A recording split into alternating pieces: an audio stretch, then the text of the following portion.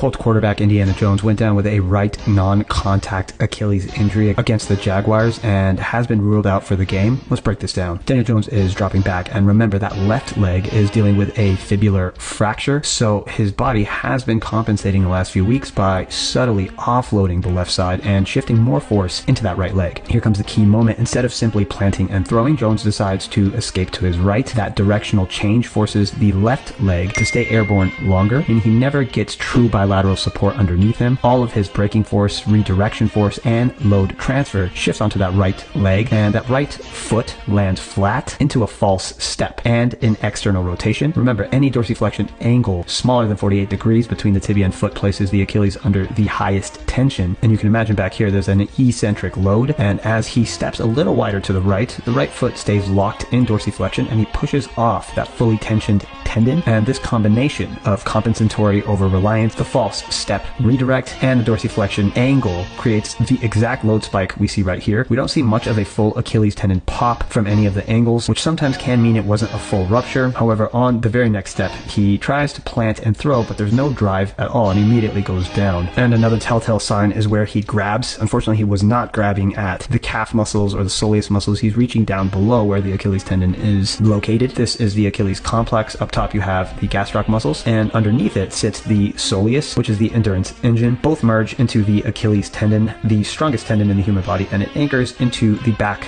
of the calcaneus. When you push off, this whole unit loads eccentrically in dorsiflexion, then explodes into plantar flexion. But when one leg is compromised, like a left fibular fracture, the athlete automatically offloads and shifts more force into the opposite leg. That creates asymmetric loading, deep dorsiflexion angles, and higher strain on that Achilles. NFL quarterback data shows an average return to play of around 9 to 12 months if this is confirmed as a full Achilles rupture. You do tend to see performance dips for the first year back. Extremely terrible news for the Colts, as they've been looking like one of the best teams in the league this year. Wishing Daniel Jones a safe and speedy recovery.